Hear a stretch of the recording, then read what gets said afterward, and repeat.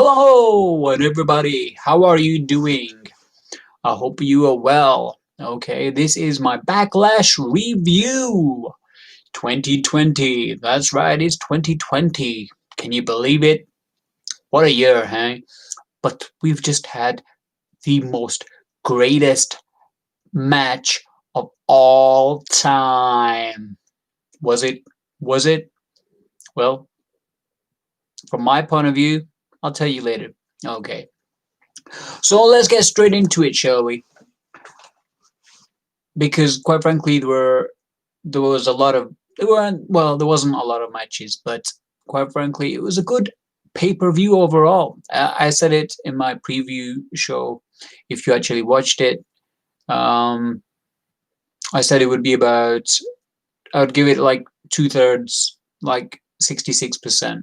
But to be honest, I'd give it a 70%. Really, I think it was a good one because it didn't last too long because when you promoted the match, the greatest match of all time, you've already hyped it up so much that you're setting it up for a fall, and then you need matches which are not going to be overkill. You're not going to have so many matches that are going to be like, ah, best, the best, the best. So many best matches is just going to overkill it. And then the thing is, the duration will be extended. May even go to 4 hours. You don't want that. You want, I think this lasted about 2 hours and I'm not sure, 2 hours 40. Maybe it was 3 hours, but uh, due to the last match, it kind of felt like that. Okay, so let's first go straight into the first match, okay? And it was Alexa Bliss and her partner, whatever her name is, Christina Cross, whatever her name is, against Bayley and Sasha Banks. Now, this particular match, I just knew that the outcome. Sorry, this is a spoiler review, so if you're thinking of watching this, my first, if you're thinking of watching this, I'll tell you watch it. It's definitely worth a watch. It's not too long, this whole pay-per-view, and it's definitely worth a watch. I'd give it a overall. I would give it a 70%. I would give it a 70% thumbs up. Yeah, I'm not. I'm not. To be honest, I'm quite negative. I'm quite a negative person, to be honest with you, quite often. But for the first time, I wasn't. WrestleMania was one of the other occasions, and so was many other times. But I have to say this was a good pay per view because I think the duration wasn't that long and it kept it fresh.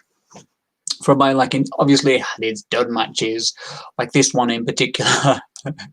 So I'm going to tell you precisely, well, not precisely, as much as I can, to the best of my ability, because I'm only human, quite frankly. So, okay, so the first match was Alexa Bliss and Christina Cross, whatever her name is, I don't care, versus, and I don't think anybody else will care after a few months or even a year's time. No one's going to even remember their name except if you're a quiz addict or a person who recollects every damn person in professional wrestling. Um, Unfortunately, yeah, Christina Cross and Alexa Bliss, that match I knew from the start. The moment it started, you've got Bayley and Sasha Banks, who are the greatest heels of all time. Now, you had a great heel in Alexa Bliss. I'm quite surprised because she was such a troll.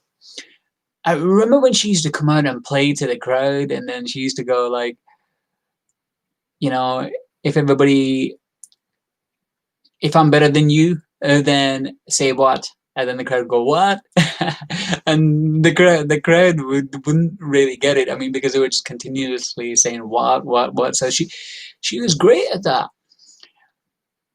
I think because she's now the baby face, we've got Alexa. No, not Alexa Bliss. We've got not what's her name, Bayley, as an annoying heel, but she's just blah blah blah blah blah blah blah. And quite frankly, there's no real substance there as of yet. because you've still got stories to build with her and Sasha Banks. The descendancy, if that's the correct word, descendancy between them.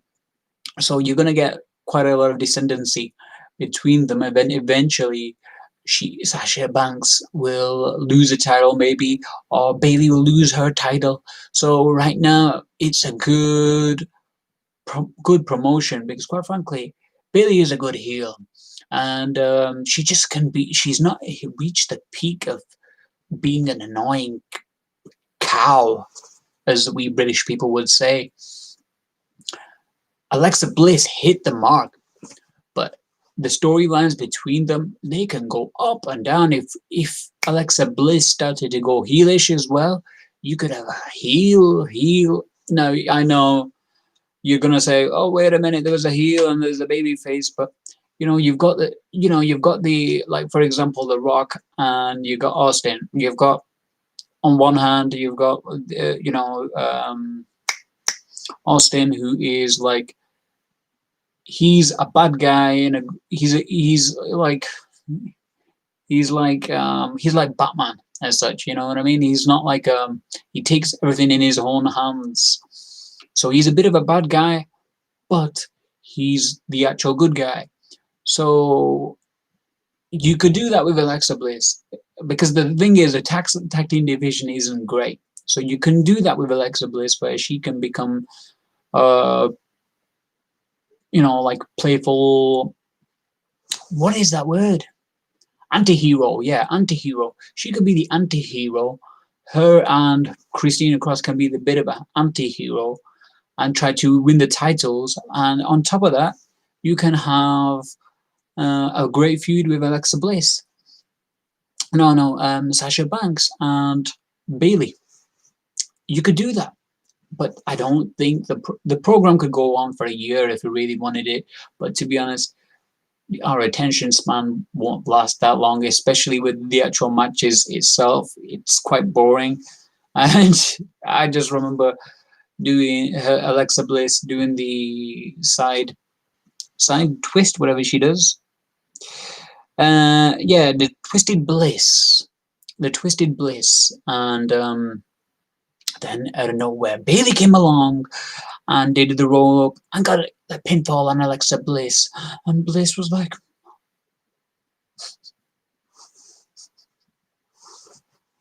"What the heck, man? Come on!"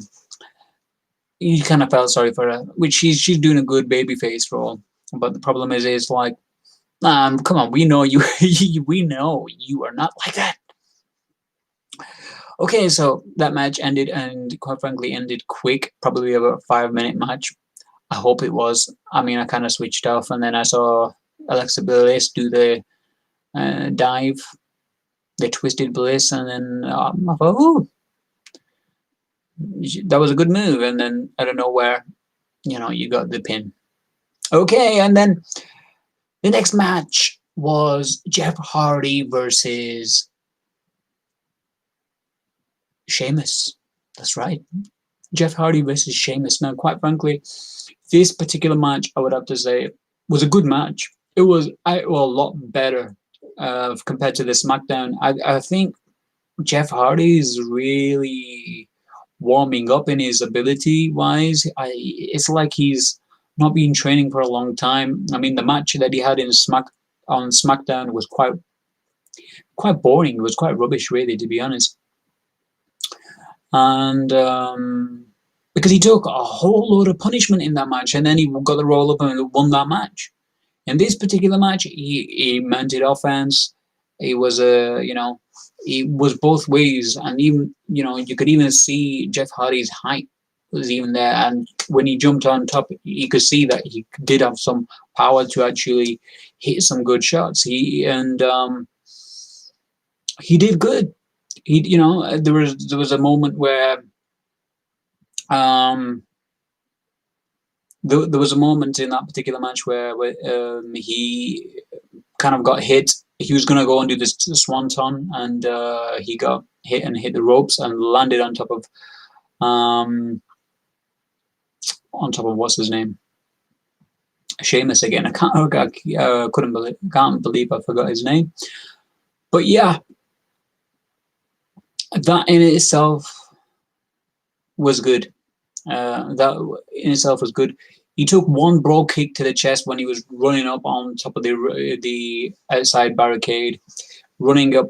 He ran across it, ran up on the barricade, and then basically after that, jumped off, and then he got broad kicked. And then he got thrown into the ring, and then got a second broad kick, and that was the end of it. And you did feel sad. You did feel a sadness towards it because, he's a baby face. He's a good baby face, and you got to give him credit where credit's due. Um, Jeff Hardy, I think they're pushing him. I don't know why. Maybe he's drawing in a lot of people, and if he is good, good for him. I certainly think the angle is not over. You can stretch this out for another month for sure, for sure. And it was quite interesting, and the match was good as well. So I'd have to say it didn't last too long as well. I think it was about 10 to 15 minutes at the most, I think. So that was good. And then we had the natural disaster, which is Nia Jax. Oh my gosh. The good thing, what I liked, enjoyed about this was like uh, her promo where Nia Jax said, "You got handed the title to you simply because of what? Hormones? Okay, girl." Whatever, man. That was funny. That was a funny, famous segment that I thought that was very good. But besides that, the match was okay. That one of the good things about Oscar is Oscar's a good fighter. She can wrestle. There was a moment where she did like the crab type of thing. I can't remember. I don't know what that move's called. Where they get the arm and they're stretching it like that, and they're on the on they're there. She twisted and landed like that and pulling her arm. Then she got twisted and landed on the floor. Um, it was a good match. It was a basic match. The problem is the chemistry wasn't there in terms of the wrestlers. I think Nia Jax was being very, very much slow, and it was getting a bit laborious. And then they didn't know what to do, and then they got a double DQ. And then the great thing is, I like the whole, I guess I'm going to call it the bum buster. What Oscar does.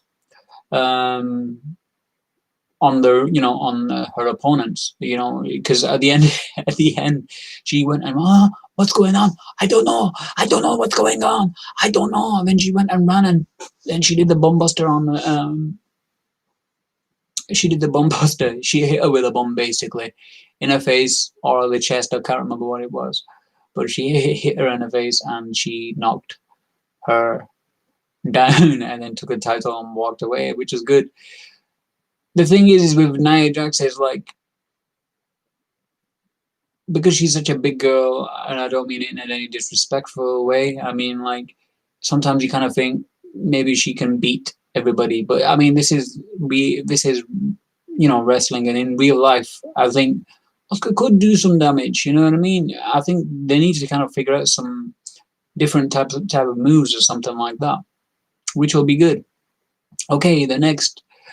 So yeah, she hit with it was a double counter, and then it ended.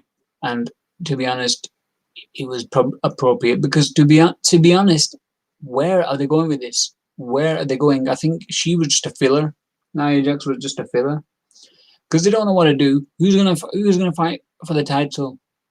Who else on Raw is gonna fight for the title? I don't know. I have no idea. To be honest, I don't know any wrestlers on Raw that except Selena Vega, or whatever her name is. She should fight for the title. Quite frankly, who cares? Okay, so then the next it was hey hey ho ho, Miz and Morrison. Hey hey ho ho. Now we were getting to see the infamous um, music video that we never got to see. We never got to see this. and we didn't get to see it on SmackDown. We didn't get to see it on the pay-per-view as well. Unfortunately, there were moments where there was some great talent. You think of songs that rock the world. Like "We Are the World" and like Bohemian Rhapsody and stuff like that. You know, certain music which encapsulates the imagination forever. This was definitely not one of them. But it could have been. But it was funny. And it was, I wanted to watch it all. The only unfortunate thing is then Braun just came along. And then, well, let's be honest. This should have been called a triple threat match because they said that whoever pins Braun Strowman becomes a title, becomes a world title. So it's a triple threat match. It's not a 2-on-1 handicap match. How do they get that? It becomes a triple threat. Regardless of whatever you want to say, it becomes a triple threat. The great thing about this match was that it didn't last long. It lasted about 10 minutes. I'll tell you this, Miz can take some hits, man. He took a body kick by Braun like it was just untidy. Bang, hit him, and he went, oh. He put on that face where he's really, really scared. And he really means it, but it was, it was all right. It wasn't great. It wasn't a great match. And then there was the moment of where Morrison went for the pin, and then what's his name, Miz stopped him, and he went, "Oh, I don't know what I'm doing." I was like, "Come on, man, you know what you're doing." And like even the commentators, it's like, well, what are you talking about? Come on, you know what you are doing. You can't hide this.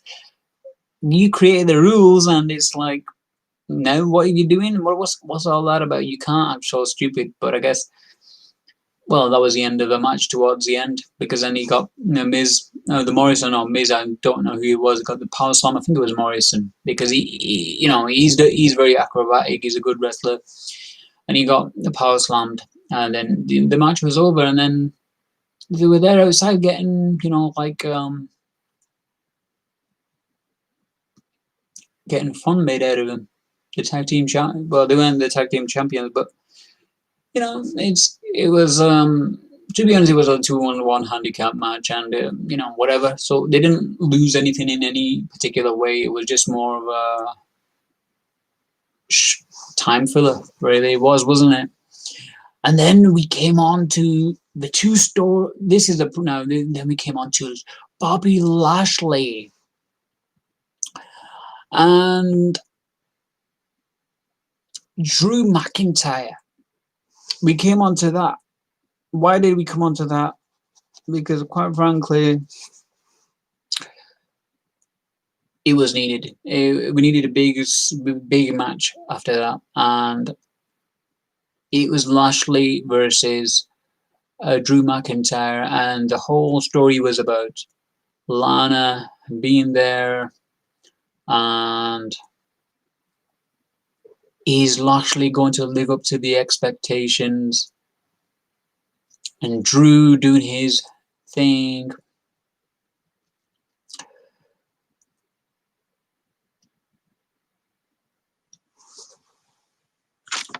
Drew basically doing his thing because he's the champion. But the thing is like there are two different things going on here. Because Lashley himself, I'll be honest,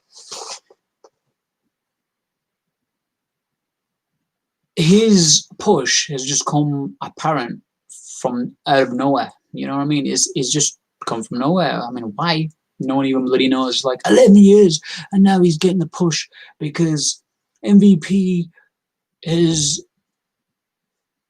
kissing Vince's metaphorical backside. For some bizarre reason, he's just kissing it. And he's getting an opportunity now, Lashley. And Lana, the alleged wife, is interfering. And I knew this was going to happen. She interfered in the match, and that's what caused the downfall. But let me go. Let me just talk to you the way they presented it. They talked about, Lashley. It was 11 years for him to actually live up to his potential. Can he do it? Can he not? What about McIntyre? He's still not made yet.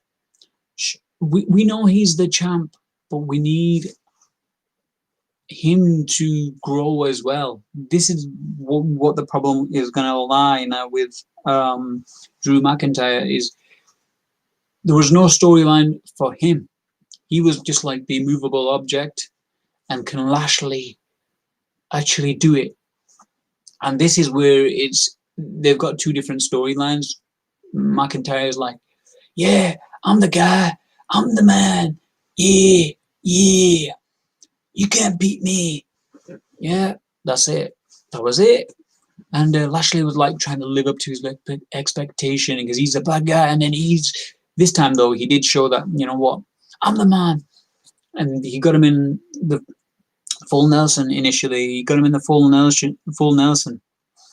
And he got him really, really, badly. It was good. It was good. It was good. And then the match started. So it was like, oh man, you messed that up. It was kind of stupid.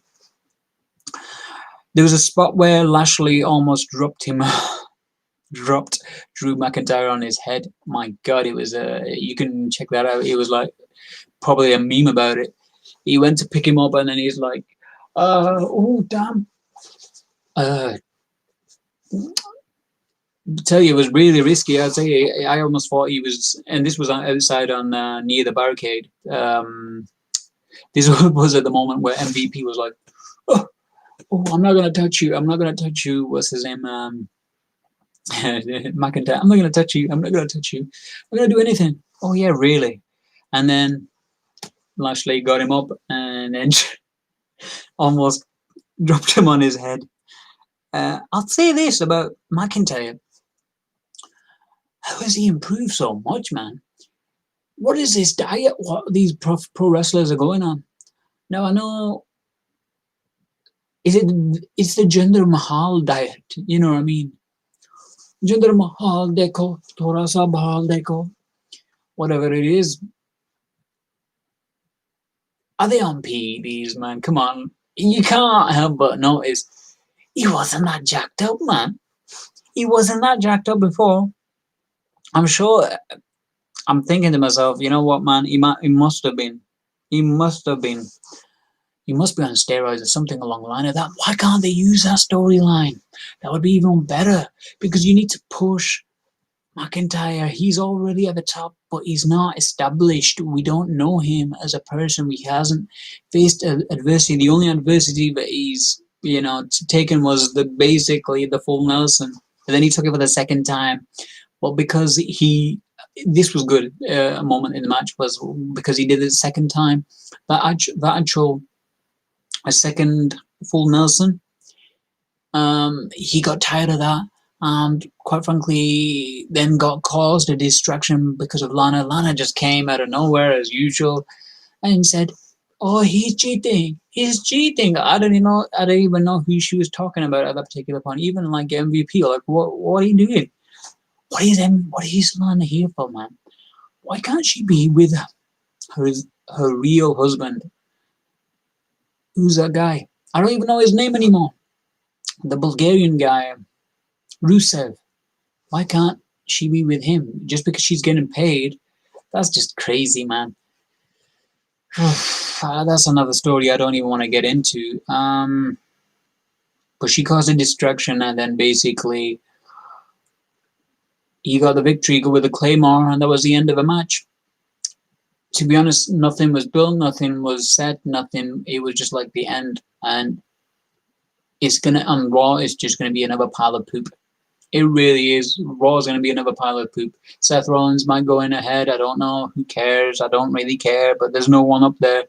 Probably gonna be Lashley again, and they're just gonna rerun this for over 3 months, and it's gonna be boring as hell. Now, straight after that, the Street Profits and Vikings were gonna have a tag team match, and the good thing that they didn't, because they weren't even advertised really, and it would have been boring because they at present time they've been going through this, you know, TV show where it's like TV segment where it's like it is an entertaining segment where basically they're going out and then they're being comedic with each other. They're competing with each other. One person is more entertaining than the other as such.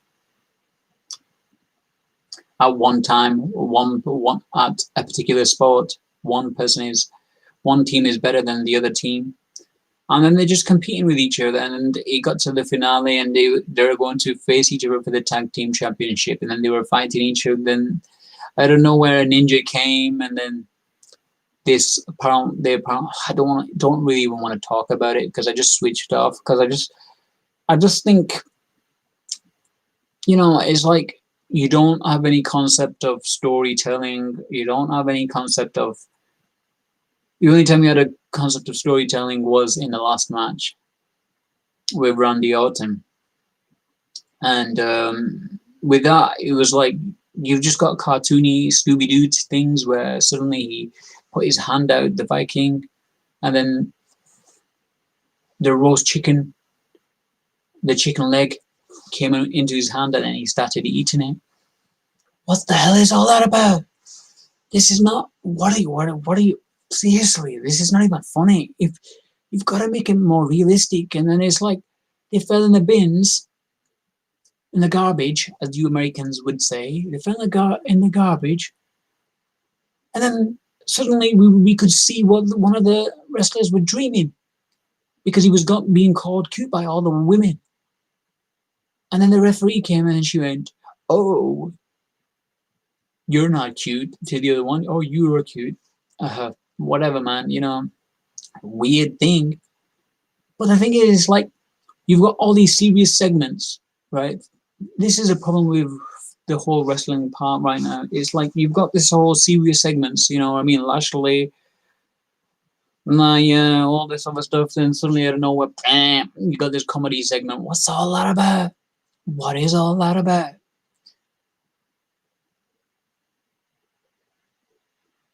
I don't know. I don't know. Seriously, I have no idea.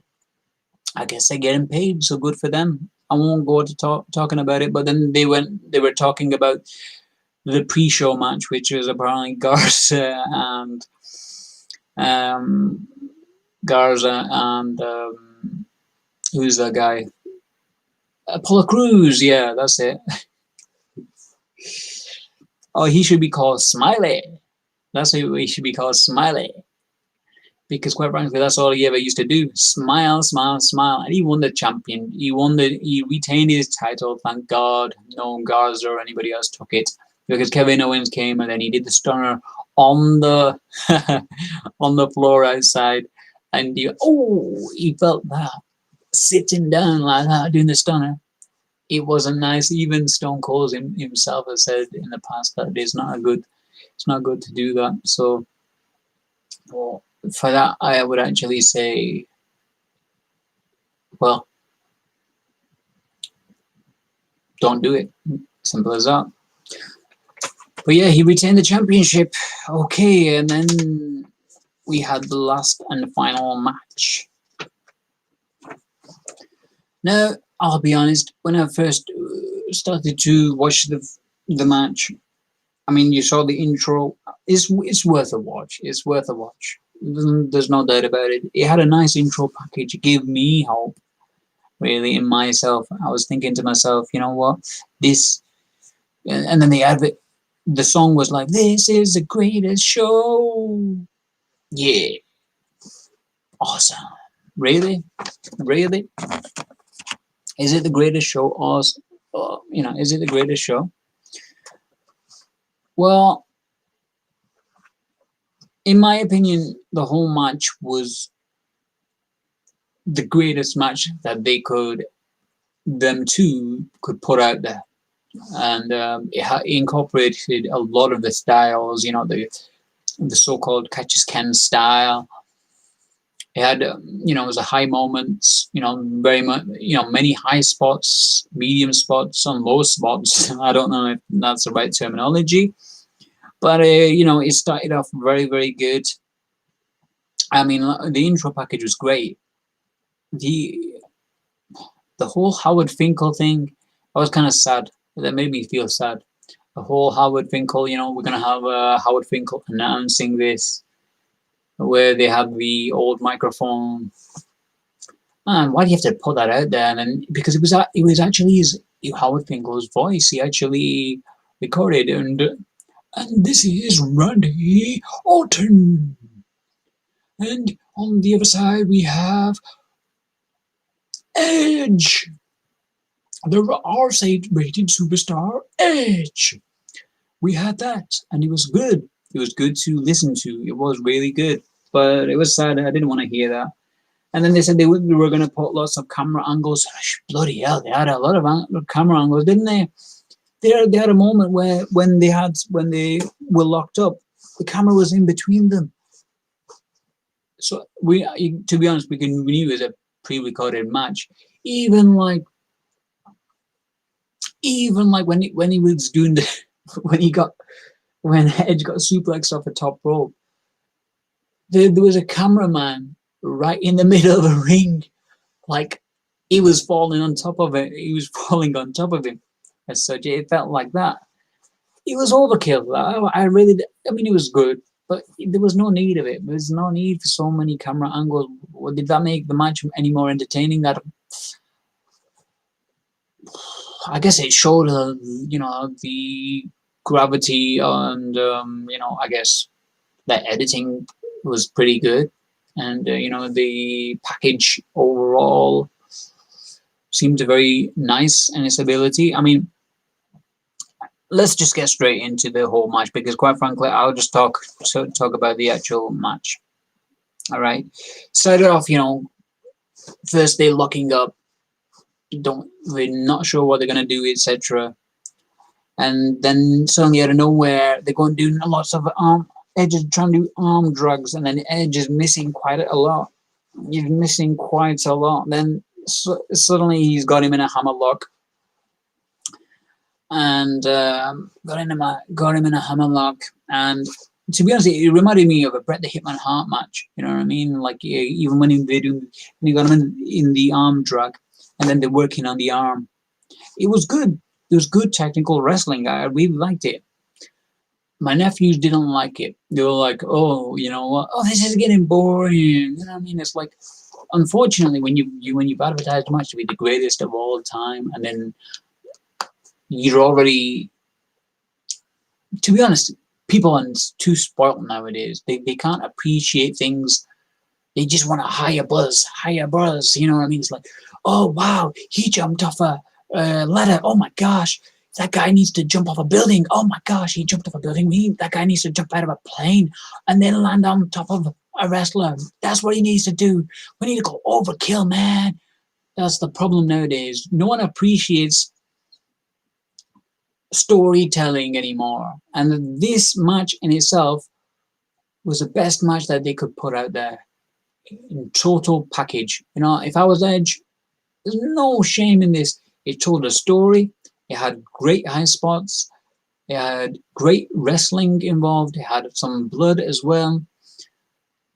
Pacing was a bit. To be honest, how could you not have such pacing? I thought, to be honest with you, it could have been cut down. It could have been cut down a little bit shorter. But to be honest with you, I think it would have been worse if he didn't. If he had a crowd, this pacing would have been perfect. No one would have noticed. It would have been like a shot. It reminded me of a great match where Shawn Michaels had, and Shawn Michaels and Triple H in the Hell in a Cell. Check that out sometime. That's a great match, but it wasn't at that level. But it was great in its own way, and this was a thing. It was good overall. So yeah, I mean, there were some annoying parts, like for example, when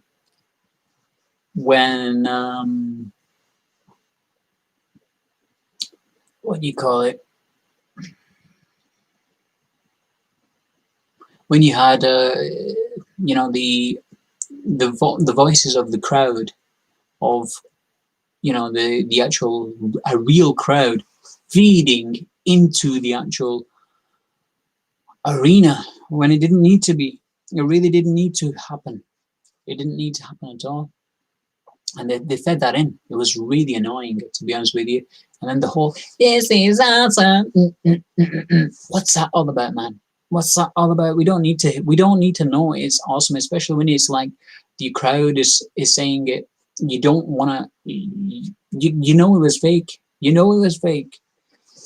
There was a segment then where they basically were wrestling. Suddenly out of nowhere, then they started brawling. It was good, and then Edge was kind of like working with the story part where, oh my god, my neck, I don't know if I could take it. He got stomped on the feet. Then after that, then he got then I don't know. Then what's his name?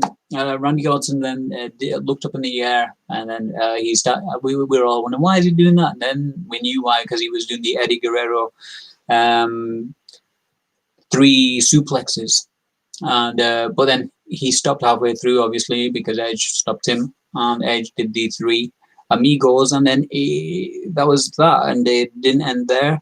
And they had a chest slapping contest.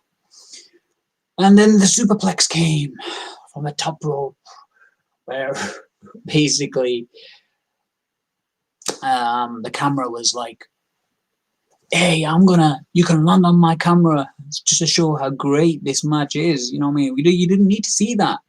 Then the execution came because Randy went to DDT him off the turnbuckle, but then Edge countered and got him in the execution, but he didn't go over there. Then there was the crossface. Then then they went outside. I mean, and then they came back in. Edge did a power bomb. It was a pumped up power bomb. Then the DDT came from Randy Orton. He was then going to go for the RKO, but then the Unprettier came, which is whose move? Christian's move. So they're basically then putting it all out there. They're basically saying, you know what, I'm going to hit my best mate's move. Then Randy Orton hit the pedigree. His best friend, I guess. Maybe he is, maybe he isn't. I don't think so. And then the rock bottom. Yep. But then it was just like, okay, let's just take the mick out of this. And then we had the moment of like excellence, because we knew, the thing is, it was a great story, and this was a Bret Hart match, and you could tell the moment when Edge went to get him in the actual sharpshooter, that was kind of like, oh yeah, paying homage to Bret as such, because it did remind me of them times. It was good, but the thing is, it's like nobody appreciates it. The storytelling is not leading to anything in particular, but it's like, maybe it's the crowd, the fake crowd is messing it up, I think. I really do think that. Now then, out of nowhere, the RKO came out of nowhere after that. It really did. It just came out of nowhere. I didn't even see that coming. And then 2 spears from, what's his name? What's his name? Edge. Then we had the second RKO. And he still couldn't get the pin. Then we were thinking, okay, this is gonna end. We're gonna have the third of the moves after this. The third finishers after this. And then he got him in the arm triangle, standing arm triangle. I was like, what the hell, man? That's so good. He got it on tight. He got it under his arm. And I forgot how it was done. I said, yeah, you're choking yourself. But then Randy Orton got back to basics. What makes him awesome? Need him in the nuts. Need him in the nuts. And then punted him. And then the story ended.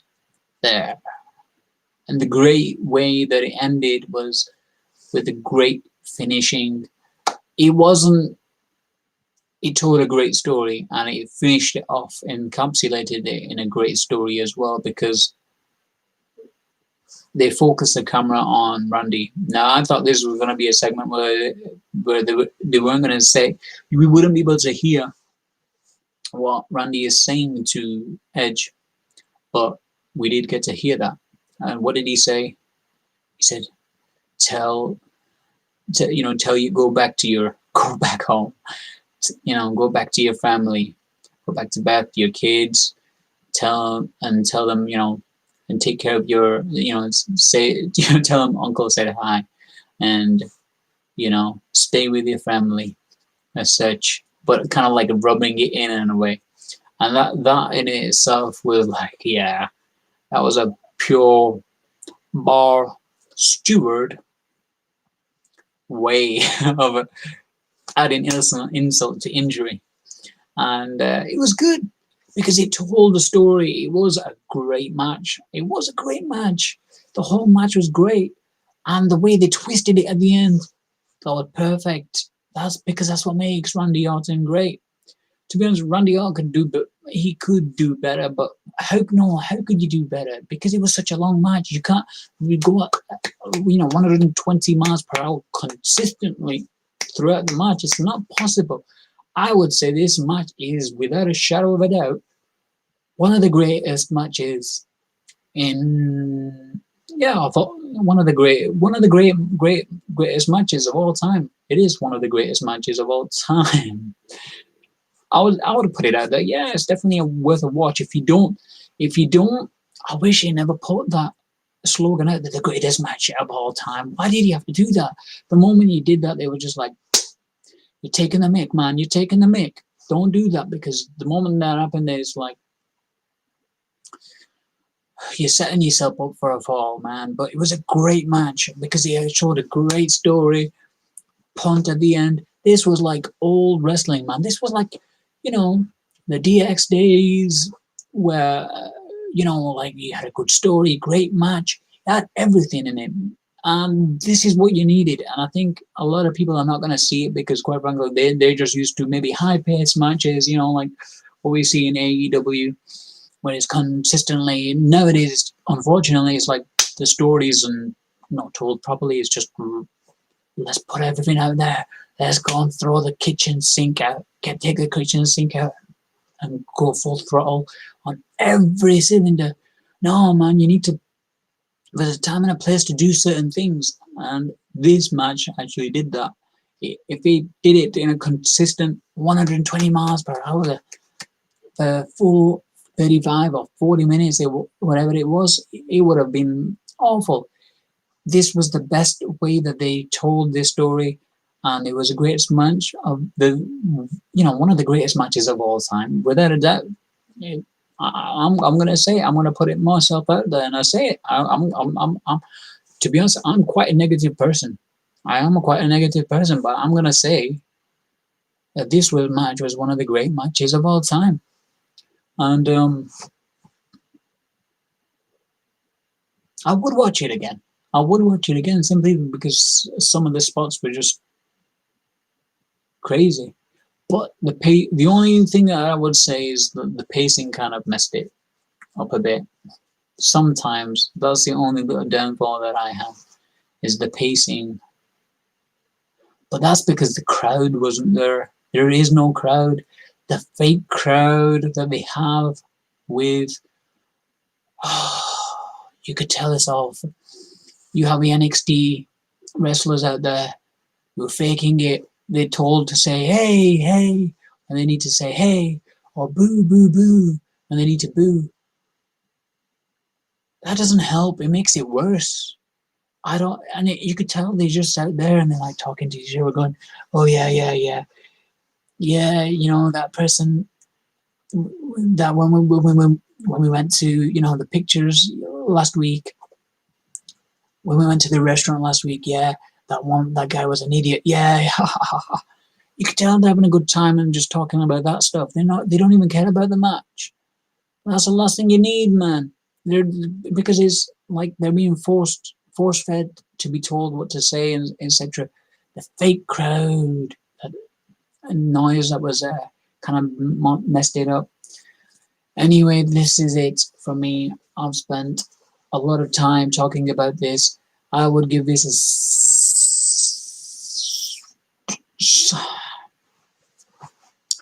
I'll give this a 60. No,